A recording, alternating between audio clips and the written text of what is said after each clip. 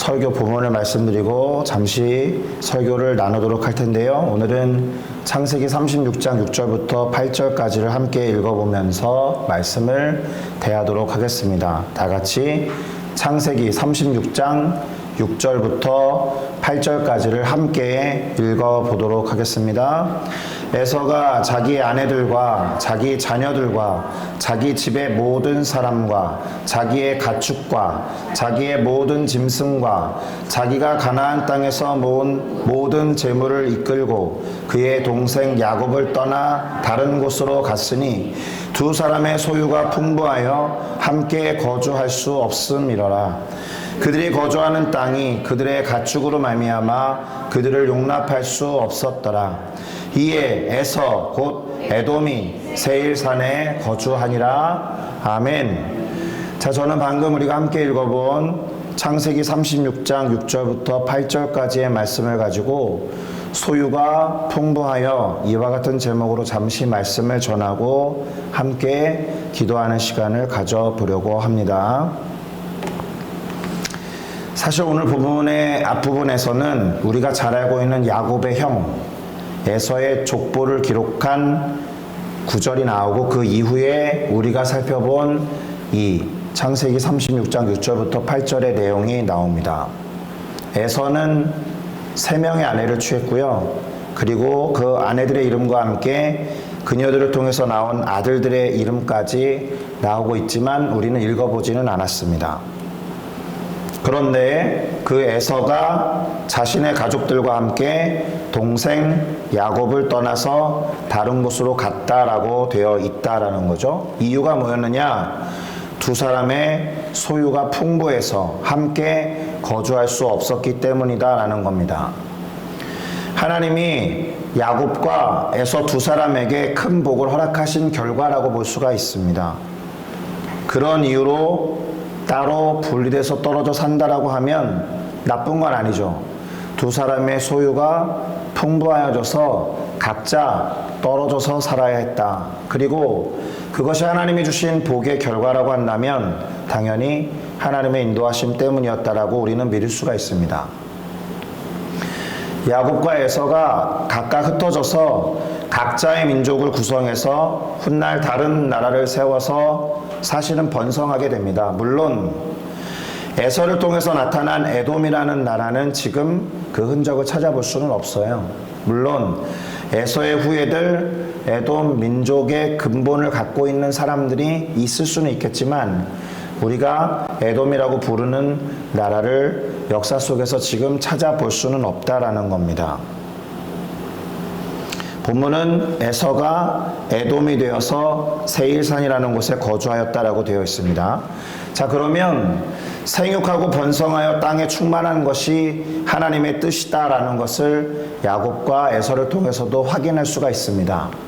다시요, 하나님의 뜻은 사람들이 모여 사는 곳에 있지 아니하고 각자의 삶의 영역을 확장시켜 나아가서 하나님이 원하시는 바 끝까지 이르러서 생육하고 번성하고 하나님의 형상과 모양을 드러내는 삶을 사는 것에 있었어요.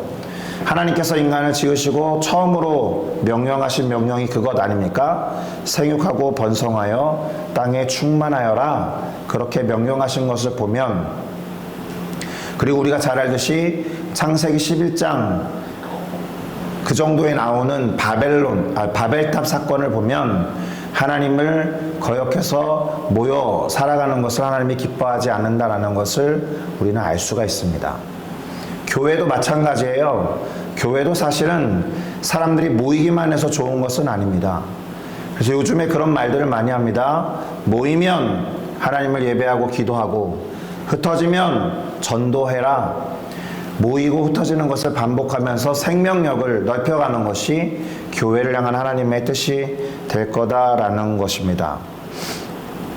다시 말씀드립니다. 생육하고 번성하고 땅에 충만한 것이 하나님의 뜻이었고 오늘 우리가 읽어본 야곱과 에서를 통해서 다시 한번 확인되는 사실이다라는 겁니다. 크게 번성했다라는 뜻이니까요. 게다가 우리는 잘 알고 있습니다. 야곱과 에서가 사이가 좋지 않았다라는 것을, 그래서 20년 동안이나 떨어져 지냈다라는 것을 알고 있습니다. 이미 떨어져 있었는데 하나님께서 다시 가나안 땅에 모여서 잠시 동안 함께 있게 하시면서 뭘 이루어 주셨어요? 화해를 이루어 주셨다는 겁니다. 관계를 회복시키신 다음에 두 사람의 가족과 후예들이 번성하고 소유가 풍부해져서 이제는 좋은 이유로 흩어져서 살게 되었다라는 것을 기억할 필요가 있습니다. 야곱을 고향으로 인도하신 분도 하나님, 관계를 회복하게 하신 것도 하나님, 소유를 풍부하게 하신 것도 하나님이어서 야곱과 에서가 각각 흩어져서 살게 하셨다. 하나님이 복을 주신 결과다라고 말할 수 있습니다. 오늘 우리가 읽어보았던 창세기 36장 6절부터 8절의 내용은 그렇게 어려운 것은 아닙니다. 그래서 초점을 소유가 풍부하여라는 이 말에 관심을 두고서 조금 더 이야기를 나누어 보고 설교를 마무리하는 작업으로 넘어가 보려고 합니다. 여러분, 우리 모두는 소유가 풍부하기를 바랍니다. 맞습니까? 대놓고 부자 되게 해주세요라고도 기도합니다. 맞습니까? 안 합니까? 속으로는 그렇게 기도하는데 대놓고 부자 되게 해달라고 기도한다라고 말하는 데는 떳떳하지 않아요? 부자 되는 게 뭐가 나쁩니까? 하나님 부자 되게 해주세요라고 기도하셔도 됩니다. 그런데 소유가 풍부하여라고 제목을 딱 문장을 완결하지 않고 제가 말씀드렸다라는 것은 그게 궁극적인 목적은 아니다라는 것을 예상할 수 있습니다. 한국에서 제가 20년 가까이 대학생들을 대상으로 사역을 할 때 대학생들에게 꿈이 뭐냐라고 물어보면 부자가 되는 것이다 라고 말하는 친구들이 종종 있습니다. 저는 궁금하죠. 야, 얼마나 돼야지 부자가 될 것 같냐? 어느 정도의 재산이어야지 부자라고 말할 수 있겠냐? 그러면 너의 목표는 뭐냐? 이렇게 물어보면 10명 중에 구체적인 액수를 밝히는 애들 중에서 한 4명 정도는 100억을 말합니다. 100억을 말해요. 그래서 제가 생각하죠. 안 이루어지겠구나. 100억을 만드는 것이 과연 쉬운 일일까? 10명 중에서 4명이 100억을 꿈꾸면서 그게 제 꿈입니다 이렇게 말한단 말이에요. 그럼 또 묻죠. 그러면 왜 100억이 있어야 되냐? 부자가 되려는 이유가 뭐냐? 이렇게 물어봅니다. 제대로 답하는 친구가 없습니다. 100억을 가지고 뭘 해야겠다라는 것이 목표에 들어있지 않고요. 막연하게 100억 정도면 한국 사회에서 별 문제 없이 살 수 있을 거다라고 생각하기 때문에 그렇게 막연히 정하는 겁니다. 여러분, 100억이라는 것이 인생의 목표가 될 수 없어요. 이유가 뭔지 아세요? 100억을 달성하잖아요. 어떻게 해서든지 100억을 지키려고 할 겁니다. 두 번째, 어떻게 해서든지 100억보다 더 벌려고 할 겁니다. 그러면 20살 때 네 목표가 뭐야? 라고 말했던 100억은 더 이상 목표가 아닌 거죠. 그렇게 이루어졌는데 그걸로 어떤 의미와 열매를 맺는 것이 아닌 거기에 뭔가를 덧붙여서 진행되어져 가는 과정에 불과한 것을 우리는 목표라고 말할 수 없습니다. 꿈이라고 말할 수가 없어요. 오늘 본문을 잘 보셔야 됩니다. 소유가 풍부하여로 끝나지 않고 소유가 풍부했기 때문에 나타난 결과가 있습니다. 소유가 풍부했기 때문에 나타난 열매가 있습니다. 뭡니까? 소유가 풍부하여 두 사람이 흩어졌다라는 겁니다. 조금 더 소유가 풍부한 것이나 100억 이와 같은 것이 목표나 꿈이 될 수 없는 이유에 대해서 말씀드려 보겠습니다. 대학생들 요즘에 등록금이 한 500만 원 된다라고 가정을 해봅시다. 그러면 여러분 기도를 어떻게 할 것 같습니까? 이 친구들이 주님 500만 원 주십시오. 눈에 보이는 현찰 500만 원 주십시오. 이렇게 기도할까요? 그렇게 기도하지 않아요. 어떻게 기도할까요? 주님 대학에 등록할 수 있게 도와주세요. 제가 대학을 다닐 수 있게 해주세요. 그러면 하나님이 응답하시는 방법은 여러 가지가 있을 수 있습니다. 실제로 누군가에 의해서 500만 원이라는 현찰을 주실 수 있죠. 그리고 그 해에 그 대학이 미쳐서 올해 입학한 신입생들은 다 공짜로 다니게 하겠다 이렇게 결정할 수도 있는 겁니다. 모든 이에게 그런 혜택이 돌아가지 않아도 누군가가 그 친구 몰래 500만 원을 장학금으로 줄 수도 있는 것입니다. 또는 학교에 그 친구 몰래 대리로 등록해 주면서 너 등록됐어 이렇게 말할 수도 있는 거 아닙니까? 그런데 100억 되게 해주세요 라고 하는 기도는 어떤 차원의 기도냐? 대학에 다니고 싶어요 라는 기도가 아니고 500만 원 주세요 라는 기도에 불과하니까 하나님의 일하심을 제한하는 기도가 될 거다라는 거예요. 하나님 어떻게 일하실지 모르는데 500만 원 주세요 라고만 기도하는 건 하나님이 500만 원이라는 현찰을 주시지 않으면 기도가 응답됐는지도 모를 수 있습니다. 내가 원하는 방법으로 이루어졌을 때에만 하나님이 일하셨다라고 생각하면 하나님이 우리의 삶에 개입하시고 응답하신 것을 알아차리지 모를 수 있다는 얘기입니다. 그래서 이 기도는 잘못된 거예요. 제가 크리스찬들에게 너 첫 번째 기도 제목이 뭐야? 라고 말하면 100명 중에 한 60명 이상은 뭘 말할 것 같아요? 성령 충만을 말합니다. 성령 충만이 꿈입니까? 최종 목표입니까? 아니에요. 성경을 잘 읽어보면 성령이 충만해야 되는 이유가 있을 거 아니에요. 성령이 충만해서 해야 되는 뭔가가 있으니까 그게 필요한 거 아니에요.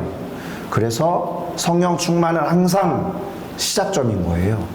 사도행전 1장 8절을 읽어보면 오직 성령이 너희에게 임하시면 너희가 권능을 받고 예루살렘과 온 유대와 사마리아와 땅끝까지 이르러 내 증인이 되리라 라고 하셨으니까 적어도 성령이 충만해야 되는 이유는 내 스스로 복음을 전할 수 없기 때문에 주님 내가 복음을 전하고 싶어도 제 힘으로 되지 않으니 저는 성령으로 충만해야 됩니다. 성경에 이렇게 기록하셨지 않습니까? 이렇게 약속하셨으니 이 성경 구절대로 저를 성령으로 충만하게 해주십시오. 이렇게 기도해야 되는데 막연하게 성령으로 충만하게 해주십시오 라고 기도하면 그 기도는 응답되기가 쉽지 않다라는 겁니다. 다시요. 소유가 풍부하여 라는 말 뒤에 붙은 것이 더 중요하다. 그럼 제가 이런 말을 한번 해볼게요. 소유가 풍부해서 한국에 난 산불 피해를 입은 사람들을 후원할 수 있었다. 소유가 풍부해서 격오지에서 고생하는 선교사님들이 교회를 지을 수 있도록 후원할 수 있었다. 소유가 풍부해서 공부하고 싶은데 공부할 수 없는 가난한 학생을 도울 수 있었다. 이와 같은 이야기의 문장으로 구성되어 있는 게 오늘 이 구절이다라는 거예요. 소유가 풍부해서 두 사람은 흩어져서 살 수 있었다.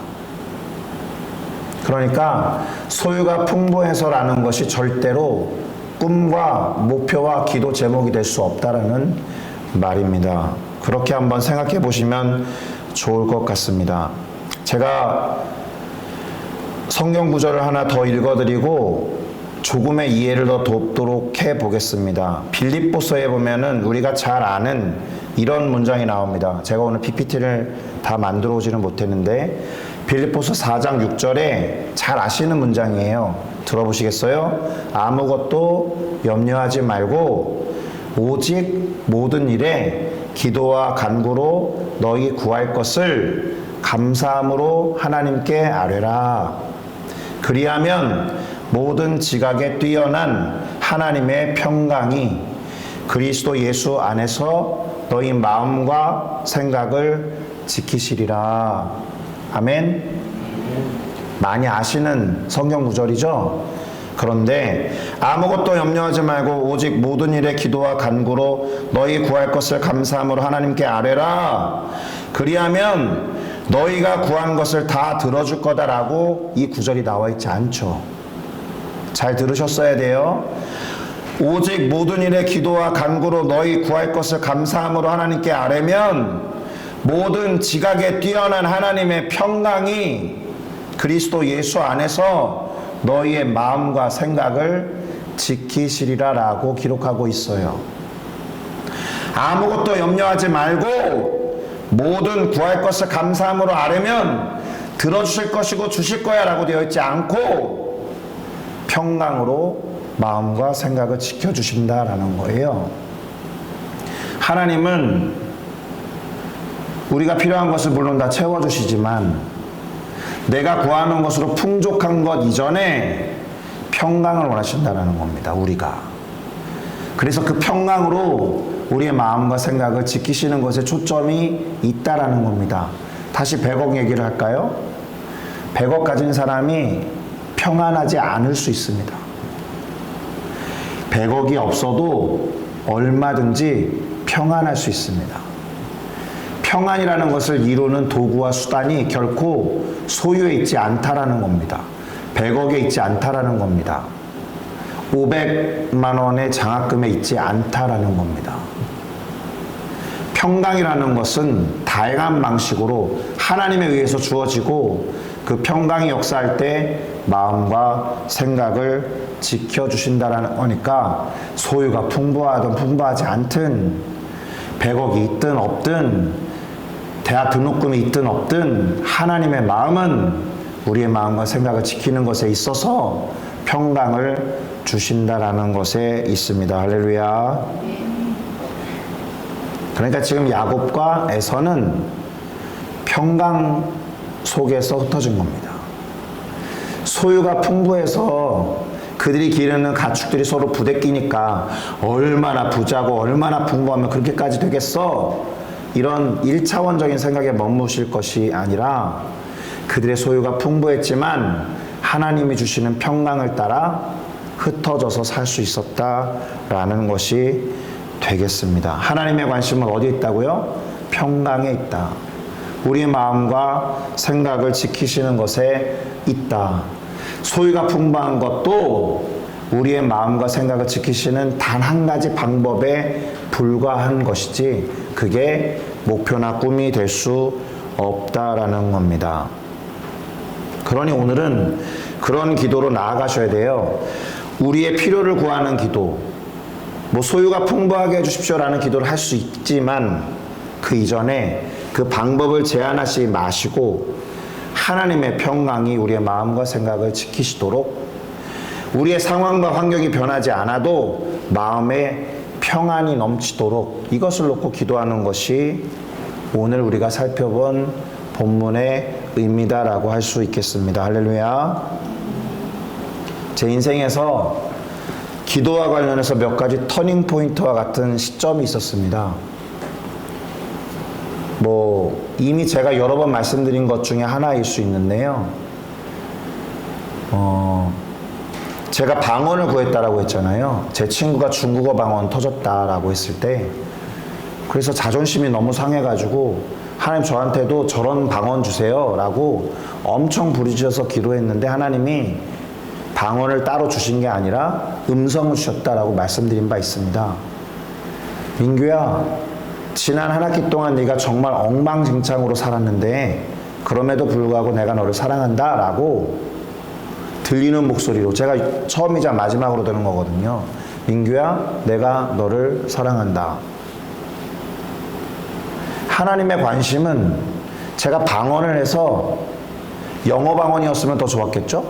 그걸 해서 사람들로부터 주목받고 와 신기한데 이렇게 하는 것에 있지 않고 하나님의 마음이 무엇에 있는지를 아는 것에 있었다라는 거예요. 제가 기도하는 것과 하나님의 응답은 다르게 왔다라는 겁니다. 사도행전에 그렇게 기록되어 있다고 말씀드렸잖아요. 그래서 오순절 날에 성령이 임했더니 각 사람들이 들을 수 있는 태어난 곳의 방언으로 방언이 들려왔다. 그런데 그보다 중요한 게 뭐예요? 그 태어난 곳의 언어와 방언으로 우리가 하나님 나라의 일을 듣는도다. 이게 초점이라고 말씀드렸잖아요. 방언 자체가 아니라 하나님 나라의 일이 들려온 겁니다. 소유가 풍부한 것에 초점이 있는 것이 아니라 야곱과 에서가 평강 가운데 각자의 길을 가서 생육하고 번성하여 땅에 충만해 우리들의 모양과 형상이 하나님으로부터 왔다는 것을 드러내는 것에 있었고, 100억이 중요한 것이 아니라 그리스도의 평강이 우리의 마음과 생각을 지키는 것에 있는 것처럼, 지금 우리의 삶에 나타나고 있는 여러 가지 문제들과 상황들에도 그게 바뀌지 않는다라고 해도 주님이 우리 가운데 평강을 주시고 그 평강이 우리의 마음과 생각을 지키신다면 그것으로 사실은 끝난 겁니다. 제가 2주 조금 넘게 한국에 있으면서 우리 교회를 많이 생각했습니다. 뭐 걱정이 되죠. 그리고 후배 목사 부부 데려다 놓고 예배 안정적으로 드리게 했지만 늘 제 관심은 오늘 누가 왔고 누가 안 왔고 몇 명이 왔고 이런 것에 있지 않았겠습니까? 사실 저희가 한 달 살이 한 지 1년 반이 넘었습니다. 한 달 살이 한다는 것은 헌금 수입이 얼마 들어왔으니 이제 지출의 우선순위를 정해서 그거 먼저 지출하고 남는 재정으로 뭘 할 수 있으면 하는 거고 없으면 못 하는 거고 그렇게 살아가고 있지 않습니까? 근데 제가 기도가 그렇게만 했더니 어떻게 나오느냐, 하나님 우리 교회를 생존시켜 주세요라고 기도하더라고요. 생존시켜 주세요라는 기도는 적절한 기도가 아닌 거예요. 생존해야 되는 이유를 놓고 기도해야죠. 싱가포르에 있는 13개의 교회들이 중에서 우리 교회가 13분의 1이 될 필요는 없습니다. 똑같은 모양의 교회고 그렇다라면. 그런데 13분의 1이 아니라 유니크한 우리 교회가 뭔가를 하기 위해서 필요하다면 하나님께서 생존을 넘어서 그 일을 이루어 가실 테죠. 꿈을 구하는 기도로 바꿨어요. 그리고 제가 만나는 한국에 있는 분들한테 그런 이야기들을 많이 던지고 왔습니다. 그러느라고 목이 쉰 건 아닌데 우리의 기도가 거기에 있어야 한다는 겁니다. 막연히 사람 많게 해주세요. 그런 기도가 아니라 사람이 많아야 되는 이유가, 재정이 모여야 되는 이유와 우리에게 주시는 꿈 때문에 하나님이 생존이 아니라 그 일을 행하도록 하는 교회가 되도록 기도하는 것을 오늘 말씀을 생각하면서 함께 묵상하면서 왔습니다. 그러니 우리 성도 여러분, 우리의 주변 상황, 환경보다 지금 필요를 구할 때 그것이 필요한 이유에 초점을 두고 하나님께 기도하며 간구하는 우리 모두가 됐으면 좋겠습니다. 그런 마음으로 오늘 기도를 시작하고 우리의 비전과 사명이 우리의 생명을 이끌어가도록, 그런 말씀 들어보셨죠? 이 땅에서 사명이 끝나지 않으면 하나님이 생명을 거두어가지 아니하신다. 이 싱가포르 순복음교회의 사명이 아직 가야 할 길이 있다면 생존이 문제가 아니다라는 겁니다. 하나님께서 우리 가운데 놀라운 일을 행하실 줄로 믿습니다. 다 같이 기도하시겠습니다.